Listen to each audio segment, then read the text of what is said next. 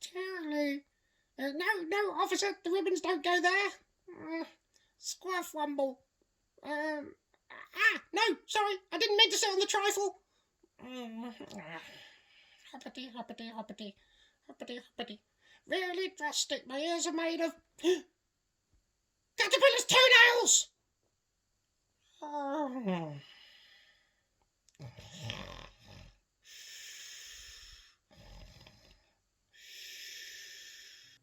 Tyler, you're having a dream or a nightmare if your ears are made of caterpillar toenails. Tyler, are you all right? Tyler! Oh! Ah! Where did you come from? Upstairs. I've been awake for ages. No, you haven't. I just heard you dreaming about Squirfwumbles and caterpillar toenails or something. What? Your ears must be made of plastic. But never mind. Actually, the bit of story from Daniel that we're looking at today has a dream in it. Really? Yeah. Only nobody knows what it is apart from the king. I thought you'd be more into it than that. I said, nobody knows what it is apart from the king. Oh, what's going to happen? What's going to happen? I'm on the edge of my seat. I can't handle it. Tell me what's going to happen. Tell me. Sorry, go on. Well, one night, King Nebuchadnezzar had a dream. Thank you. One night, King Nebuchadnezzar had a dream.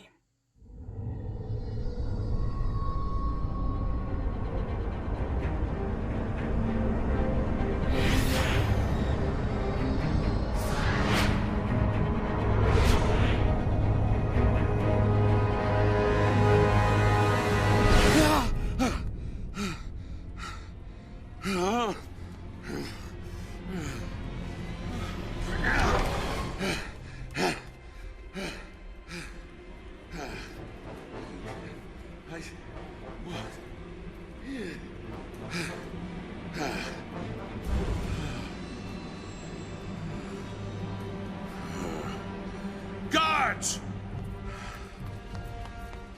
Yes, my king. Summon all the wise men of the palace, the diviners and astrologers.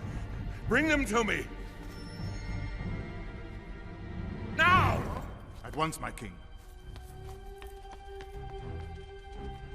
What does it mean? Why can't you help me? What happened? What happened? Tell me. Well, the king got together all his wise men and magicians and advisors and enchanters and asked them to interpret the dream, to tell him what it means. And they all said, sure. But the king didn't want to tell them the dream. What was that? Was it one of those embarrassing dreams that I have when you're standing up and giving a speech on a platform and thousands of people are there and you realise that you've forgotten to get dressed? No, Tyler, no.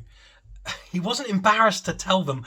He didn't want to tell them because he thought that they could just make up what it meant and pretend. So he set them a test. Tell me what I dreamed and tell me what it means and I'll know you're really magicians. What? I know. That's exactly what they said too, but the king went on. Tell me what I dreamed and tell me what it means or I will cut you into little pieces and knock your houses down, said the king. This is meant to be a show for kids. I know, but that's what he said. And they said, King, no one in the whole world could do that. Only gods could reveal your dream, and they don't speak to humans. So that was it. The king ordered every single magician or advisor in the city to be, well, you remember what the punishment was. But Daniel was one of the advisors too now. So when the guards came to get him, he said, why are you looking at me? No, he didn't say, why are you looking at me? This is the bit that we rehearsed. Do you not remember? Oh, yeah, sorry. Okay. He said, Take me to the king, and I will interpret the dream.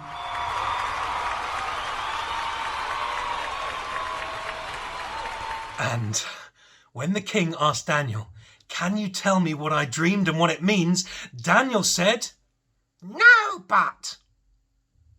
Tyler, not no but, no, but. Oh, yeah, I thought that would be worse than having plastic ears.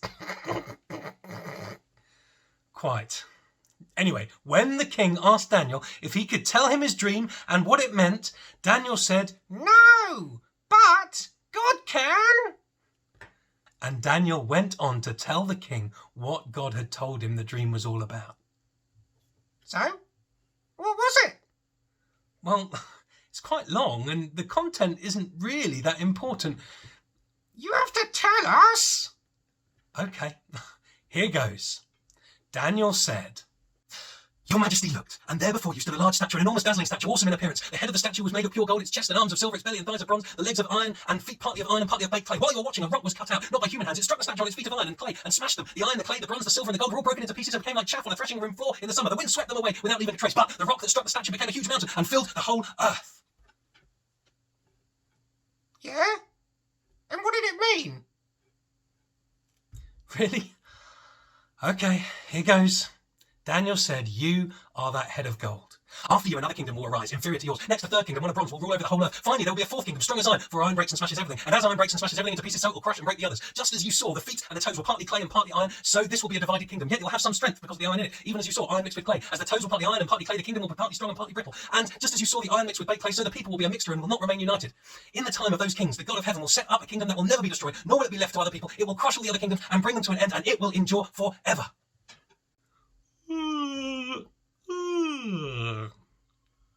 Oh, sorry.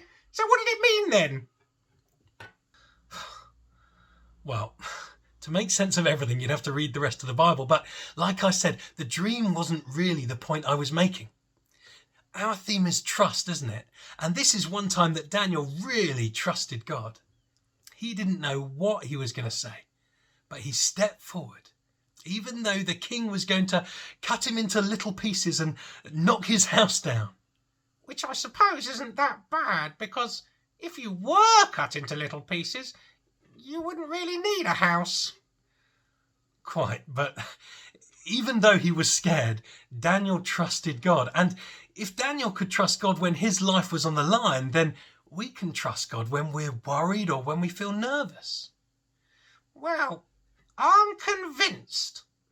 Well, King Nebuchadnezzar was too. He knelt down in front of Daniel, which kings just didn't do.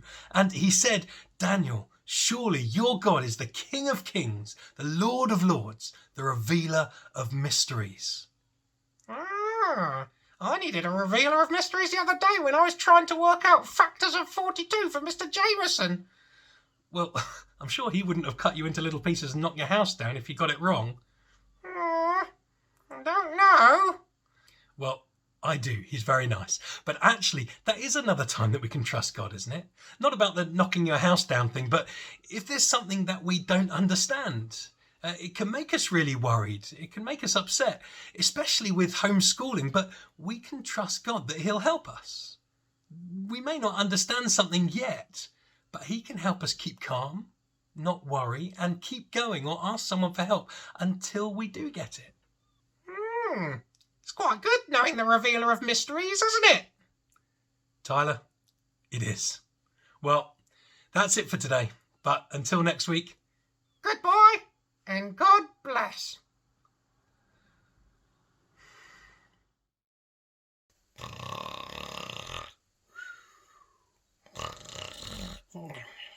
Ladies and gentlemen, boys and girls, lend me your ears.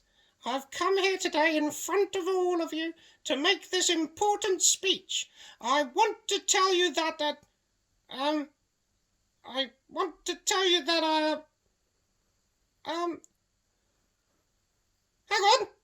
I'm completely and utterly